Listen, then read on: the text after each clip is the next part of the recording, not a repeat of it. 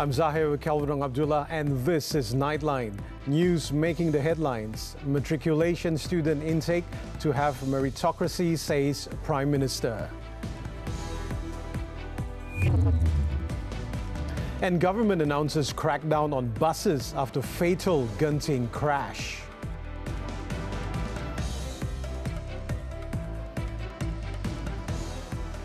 The Prime Minister said on Monday that there will be meritocracy in the intake of Sijil Pelajaran Malaysia SPM holders continuing their studies at the matriculation level.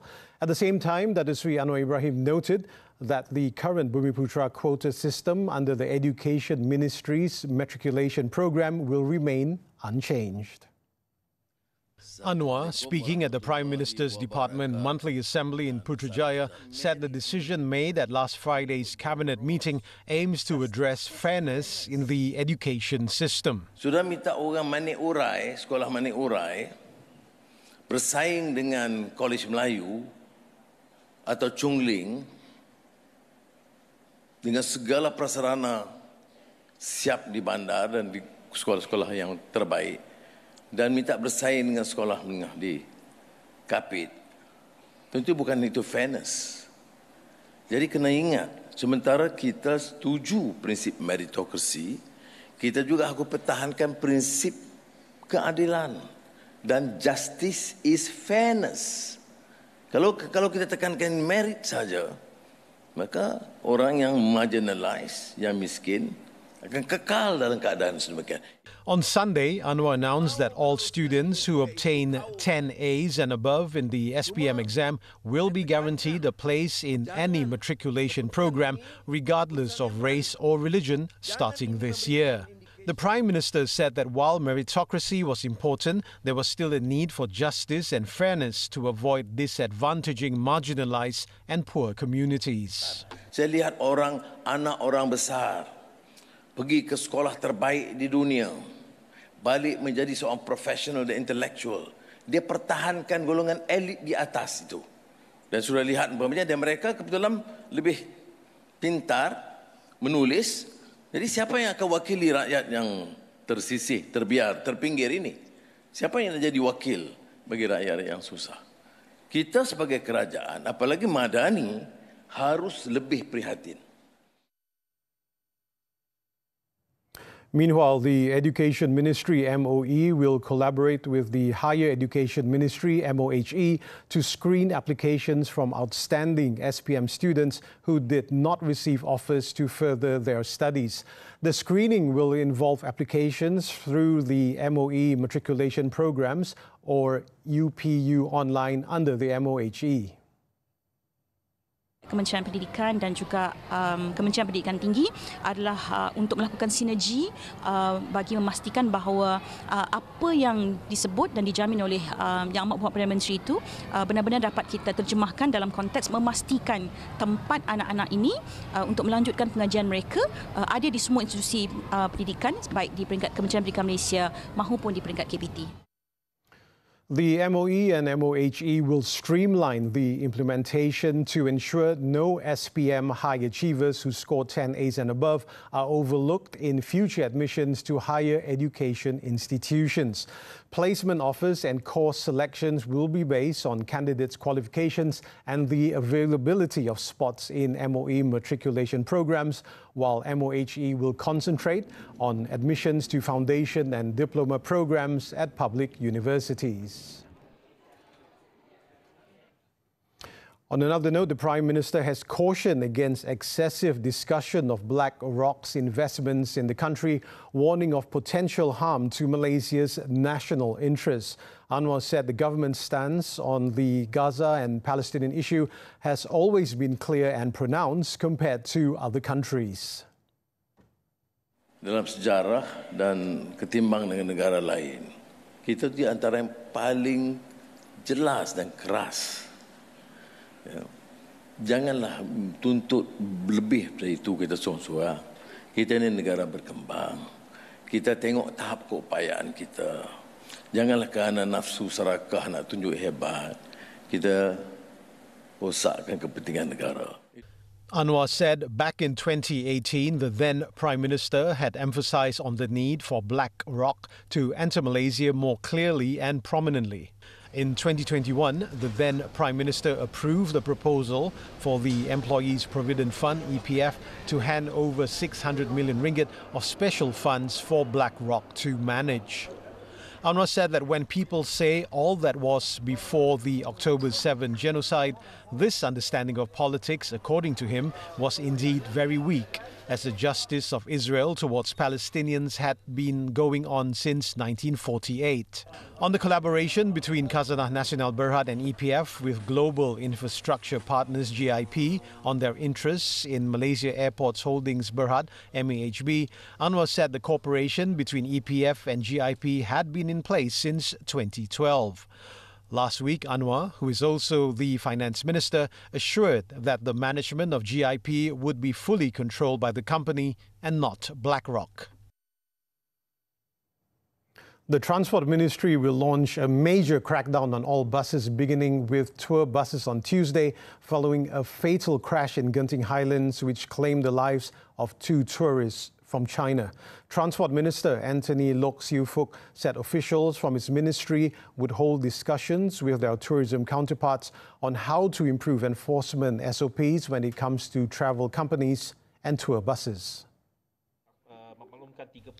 At a news conference on Monday, Loke said that the standard operating procedures, SOPs in themselves, are already stringent, but compliance is the issue. Referring to the Genting crash, the minister explained that the operator did not comply with the conditions of the SOPs, which includes limits on the age of vehicles. Mereka diberikan 3 hari untuk menjawab surat tunjuk sebab itu. Tetapi saya telah mengarahkan APAD supaya mengambil tindakan yang paling tegas terhadap syarikat pengendali ini, kerana ini adalah satu ketidakpatuhan kepada undang-undang yang amat jelas sekali. Bas tak ada permit, pemandu tak ada lesen. Jadi menyebabkan kemalangan, kehilangan 2 nyawa manusia. Dan sudah tentu menjejaskan imej negara kerana ini melibatkan pelancong-pelancong asing.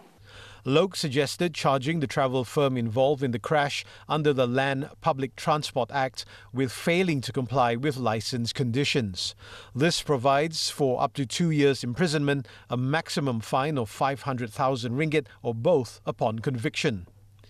The development prompted the authorities to launch the major crackdown with tour buses 6 hours from now, and that's at 6 a.m. Loke said the joint enforcement operations will go on over the next few weeks. Kita takkan bagi tahu di mana lah. Okay? Kalau bagi tahu mana, dia akan elaklah kawasan tu.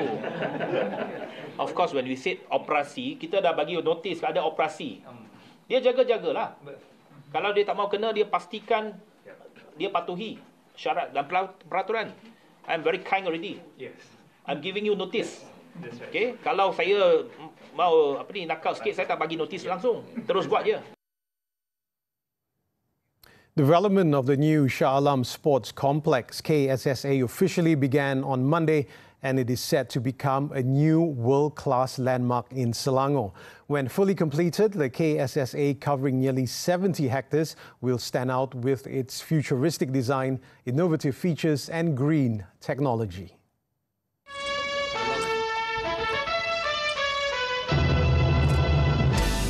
The development of the KSSA, which does not overlook its sentimental value, is necessary because the cost of repairing and maintaining the old Shah Alam Stadium is much higher. It will be the only multi-purpose complex that includes sports and lifestyle facilities with all amenities under one roof.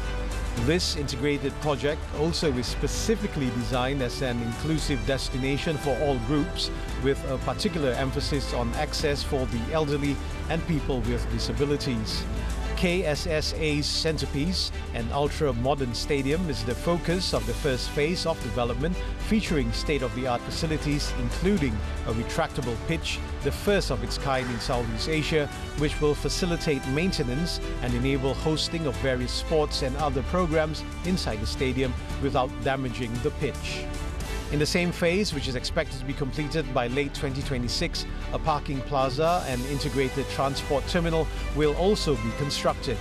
It will also be linked to the light rail transit LRT3 line to facilitate access to KSSA. The second phase will involve constructing a covered theatre for performances, arts and cultural events to promote Selangor's culture. It will also include building commercial spaces to open economic opportunities alongside recreational areas for family leisure. The third phase will involve constructing a business concept hotel aimed at attracting investment and transforming KSSA into a tourist destination.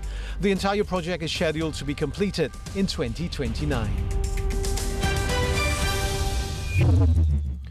Meanwhile, Menteri Besar Selangor Incorporated MBI Chief Executive Officer Saipul Yazan M. Yusof said the development of KSSA has several focuses, including environmental sustainability, economic growth, job opportunities, investment and flood issue solutions. Infrastruktur yang kita sediakan ini bersesuaian bukan saja untuk anak-anak tetapi juga sehingga warga emas. Dan kita insya-Allah dengan adanya projek ini akan dapat memberi satu ikon building baru, iconic building di Shah Alam dan juga menjadi gateway baru di Shah Alam. The aspects of sustainability and lifestyle based on the Sustainable Development Goals (SDGs) are also not neglected. This includes clean energy, sustainable communities and climate action. Sekarang ni bila kita lihat masyarakat telah memahami bahawa kita perlu laksanakan perubahan disebabkan bagi memastikan sustainability of the project in the future tanpa kebergantungan kepada kerajaan. Kami pun nak siapkan projek secepat mungkin. Nak merobohkan secepat mungkin dan menyiapkan secepat mungkin. Tapi beberapa perkara teknikal harus diselesaikan. Yang mana kita dah selesaikan dari segi perubahan, dari segi perobohan dan juga perkara ini dilakukan bagi memastikan tiada pelanggaran dari segi governance, tiada pelanggaran dari segi alam sekitar, dari segi keperluan MBSA, authority, keperluan JKR dan sebagainya, alam sekitar. Jadi kita buat secara teratur. Ya. Dan apabila dibincangkan in honoring the outstanding achievements of women across various industries, the inaugural Malaysia's Top 30 Women of Excellence Awards 2024 is set to take place this September. Supported by Media Prima Berhad as the official media partner, the award aims to highlight the invaluable contributions of women who are driving change and inspiring others through their leadership as well as excellence. Focuses on 5 core pillars, including professional achievements, leadership and influence, as well as personal attributes. The award features various categories such as Resilience and Courage of the Year, Technology and Digital Innovation of the Year, and Outstanding Leadership of the Year. We want to recognize and celebrate their contribution and how they have shaped the country. And we want to encourage this power or this force to help shape a more progressive Malaysia going forward into the future. I look forward to who will be the top 30 women and then also the many awards that we will be giving out to recognize women in business and women who also give back to society. You could actually go to our website and nominate your fellow colleagues or even, in fact, nominate yourselves, And of course, the criteria is obviously when you're nominating someone, you should see like what sort of impact they have done in their respective industry and to the society as well,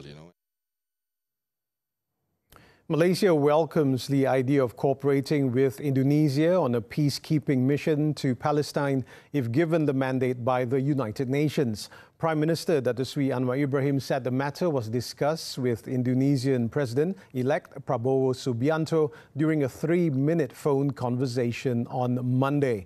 In his social media post on Monday evening, Anwar said both leaders exchanged views on current issues, including Prabowo's role in representing Indonesia on the international stage lately and his efforts in promoting regional and global vision, collaboration and peace.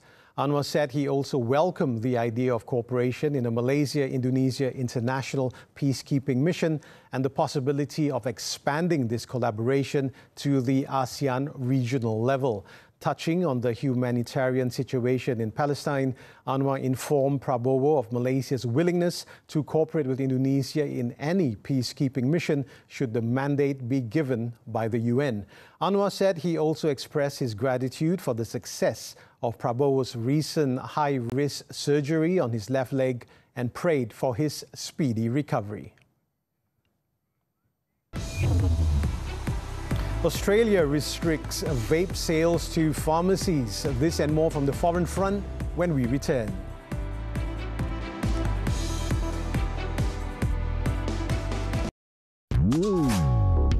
Musim rambutan kembali. Jom kita bawakan aneka resepi rambutan. Bahaya makanan proses, nak mudah atau mudarat? Kenali tape, khazanah alam yang kian pupus.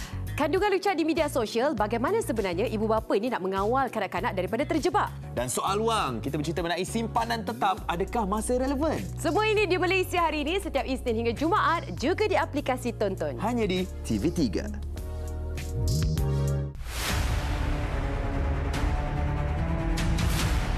Kejadian jenayah yang menggemparkan negara. Payah tarik anak kita tak apa. Patut pun jenis roya-roya tu. Buat ibu. Orang hari lah lagi tengok anak kita letak dalam kereta.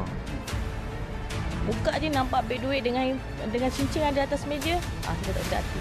Saksikan 40 jenayah gempar dalam 999 sepanjang Mei dan Jun ini di TV3 dan stream sekarang melalui Tonton. Get ready, ladies. It's time to shatter the stereotype. We talk career, health, finance, relationships, and everything in between. So grab your coffee cups and wear your sassiest smiles. This talk show is all about you. Catch Women Talk every Saturdays at 5 p.m. on TV3. Stream also on Tonton. Welcome back. British Prime Minister Rishi Sunak on Monday said only his Conservatives can make voters' voices heard if a Labour-led government is elected this Thursday. Visiting a pharmacy business in the Midlands, Sunak warned voters not to cast protest ballots, saying it would hand Labour a blank cheque. He added that a vote for the Conservatives is not just a vote to stop a supermajority, but it's also a vote to make sure that they will fight for the people. However, according to a new poll, the Conservatives are at risk of being all but wiped out in London. The Savannah poll found that both Reform and the Liberal Democrats are set to benefit from the Tory troubles, with Labour overall commanding a 30-point lead in Londoners' voting intentions and 49 to 19% for the Conservatives.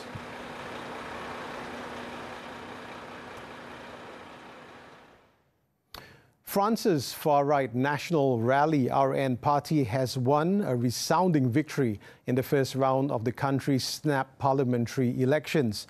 According to pollsters IFOP, Ipsos, Opinionway and Ilabe, Marine Le Pen's RN won about 34% of the vote. The left-wing New Popular Front NFP coalition looks set to seal about 29% and President Emmanuel Macron's centrist Ensemble alliance about 20.5%. The result puts RN in a position where it may start thinking, hopefully, about forming a government. However, forces across the rest of the political spectrum have suggested that they will cooperate to block the far-right party in the second round vote on July 7. In Australia, new vaping regulations came into force on Monday, moving e-cigarettes behind pharmacy counters in a bid to curb youth vaping, although opponents forced the government to walk back a stricter prohibition.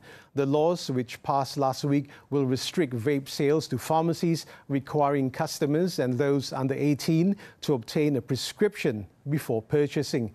Additionally, the regulation will also limit the concentration of nicotine in vapes and restrict the flavors to mint, menthol, or tobacco. While vapes are still widely available in small stores, pubs, and bars, the government said its enforcement push is seizing hundreds of thousands of illegal vapes. The United States Supreme Court on Monday has for the first time recognized the ex-presidents have immunity from prosecution for certain actions taken in office as it threw out a judicial decision rejecting Donald Trump's bid to shield himself from criminal charges involving his efforts to undo his 2020 election loss.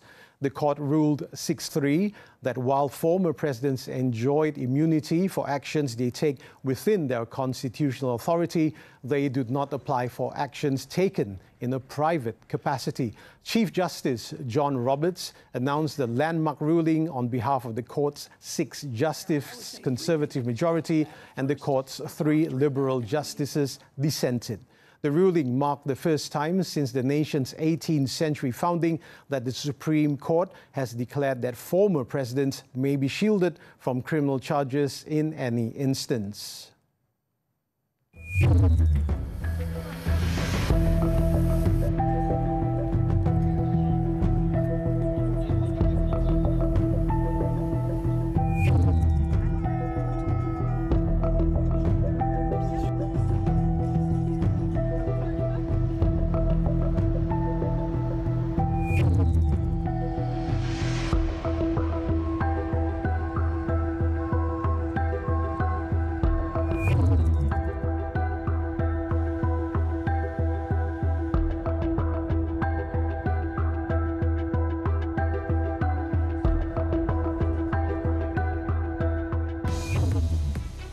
England secures dramatic comeback win. Sports when we come back.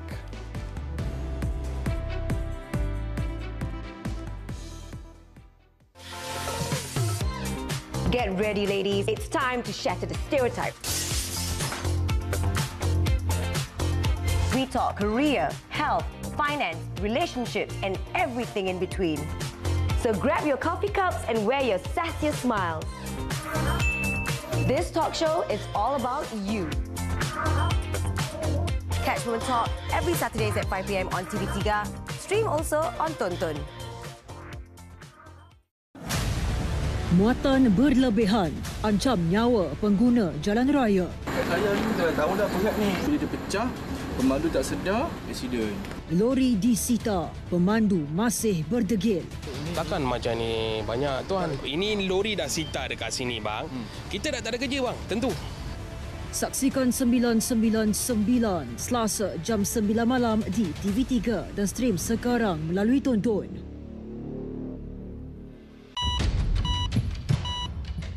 Kekal cakna, kekal sihat. Hello Doktor merungkai pelbagai persoalan kesihatan anda. Penyakit kronik, pemakanan, kesihatan mental, semuanya demi kesejahteraan anda. Setiap minggu bersama tenaga pakar kesihatan terbaik Malaysia, segalanya terjawab dalam Hello Doktor setiap Ahad 5.30 petang di TV3 dan stream juga melalui Tonton. We're back with sports. China's singles shuttler Zhang Zhiji died after collapsing on court during the 2024 Asian Junior Badminton Championships match in Yogyakarta, Indonesia on Sunday. The incident occurred when Zhang was facing Japanese Kazuma Kawano. He suddenly collapsed mid-court and lay there, convulsing, as the medical team rushed to provide first aid before being taken to the hospital. Despite receiving intensive care at the hospital, the 17-year-old shuttler passed away at 11:20 p.m. local time. Meanwhile, Badminton Asia, the Badminton Association of Indonesia, and the organisers has issued a joint statement expressing profound sorrow on Zhang's death. They also extended their deepest condolences to his parents, family, and the Chinese Badminton Association. On to football, the 2024 Euros. Jude Bellingham produced a moment of genius to keep England in the tournament as they survived another desperate display and a huge scare to beat Slovakia in dramatic fashion to reach the last 8. England were unable to get a foothold against Slovakia, who were aggressive from the start and pressed their opponents relentlessly, taking the lead with an Ivan Schranz strike from a counter-attack in the 25th minute. England desperately sought an equaliser, but it wasn't until 5 minutes into added time that Bellingham scored with a stunning bicycle kick, making it their first shot on target and taking the game to extra time. Gareth Southgate's side then took less than a minute of extra time to take the lead when captain Harry Kane headed home from close range to complete a remarkable turnaround. With the victory, England will face Switzerland in the quarter-finals after they've knocked out defending champions Italy with a 2-0 win. Still on football, the 2024 Copa America. Venezuela thrashed already eliminated Jamaica 3-0 to seal the top spot in Group B with a maximum of 3 wins. Mazatlan striker Eduard Bello put the South Americans in front 49 minutes into the match after heading in a beautifully lofted cross from John Aramburu. The Vinto Tinto maintained their dominance with Salomon Rondon extending their lead 7 minutes later when he put the ball into the net following a through ball from Yangel Herrera. A decisive victory was sealed in the 85th minute when Eric Ramirez was sent through on goal by Kelvin Andrade before coolly finishing past Jamaica goalkeeper Jamali Waite. The Venezuelans, who were already assured of a quarter-final place, will take on Group A runners-up Canada next. They were joined in the last 8 by Group B runners-up Ecuador, who qualified thanks to their superior goal difference after holding Mexico goalless in the other match, with both teams tied on 4 points. Attempts to smuggle drugs worth over 3 million ringgit foiled. The details after this short break. Wanita hari ini. Dia buat kita, dia pula acah tersakiti. Ini bahaya ni, mesti play victim. Ini menu sepanjang zaman, cuba teka. Haha, saya tahu. Menu-menu legend, bihun sup, mi kari, macam-macam lagi. Bila emosi menguasai diri, banyak yang boleh terjadi. Hati menguasai akal yang kita bincangkannya. Kebelakangan ini, kerap kita dengar tentang mati mengejut. Farin, apa yang perlu kita tahu? Bila dah lama kahwin ni, rasa cinta makin pudar. Kenalah renew rasa cinta tu. Menarik di WCI TV3. Dan stream sekarang ditonton.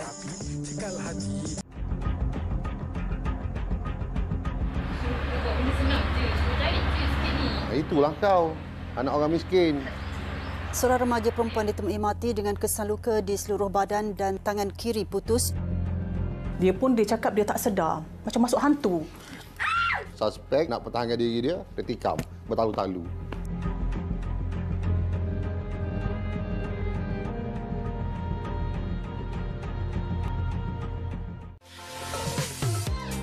Get ready, ladies. It's time to shatter the stereotype.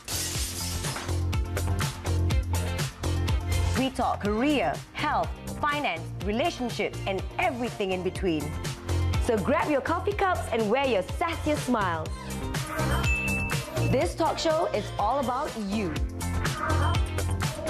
Catch Women Talk every Saturdays at 5 p.m. on TV3. Stream also on Tonton. In Perak, an unemployed man was charged in the Batu Gajah Magistrates Court on Monday with the murder of his wife in a hotel 2 weeks ago. 37-year-old Hairil Anas Abdullah only nodded after the charge was read before Magistrate Azlin Zeti Zainal Abidin. No plea was recorded as the case is under the jurisdiction of the High Court. Hairil was charged under Section 302 of the Penal Code with murdering 32-year-old Nisha Shakila Shaharun in the hotel room in Pekan, Batu Gajah last June 20th. It was reported that the victim was found with stab wounds at the scene after the 36-year-old suspect surrendered himself at a police station. The court set August 9 for case mention. 2 separate attempts to smuggle over 3.2 million ringgit worth of drugs through the Kuala Lumpur International Airport KLIA Terminal 2 and KLIA Cargo Free Trade Zone have been foiled by the Customs Department. Central Zone Customs Assistant Director General Nolela Ismail said one of the cases involved ketamine hidden in packets of tea. Nolela said that during an operation on June 16, a 33-year-old local man bound for a flight to Miri Sarawak was arrested around 7:30 p.m. when he attempted to check in a box he claimed contained food. Hasil pemeriksaan rapi, pasukan telah menjumpai sejumlah 15 mampatan kristal putih yang disyaki dadah jenis ketamin. Dadah ini telah diisi dalam bungkusan teh dan bungkusan tersebut diisi dalam kotak makanan jenama mi segera. Anggaran berat kasar adalah 15.181 kilogram. Nilai yang terlibat dianggarkan sebanyak RM760,000. She also said that the suspect was believed to be a drug mule who used the self-check-in facilities to smuggle the drugs out, adding that he has been remanded. 3 days later, customs officers seized 2.5 million ringgit worth of drugs being smuggled via a courier package at the KLIA Cargo Free Trade Zone. Checks on the parcel, which was shipped from a European country, revealed 15 thermos flasks containing 14.66 kilograms of MDMA pills. Authorities are conducting investigations to identify the actual recipient, as the address of the company listed as the recipient was fake. Both cases are being investigated under the Dangerous Drugs Act.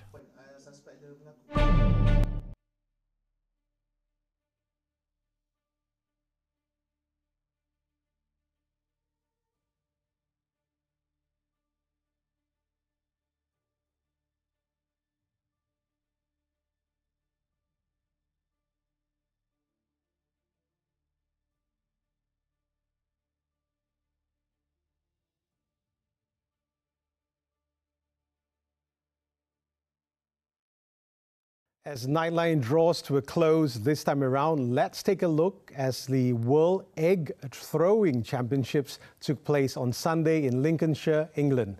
Exactly with that, I'm Zahir, Kelvin, Abdullah. Thank you for tuning in and have a good week ahead.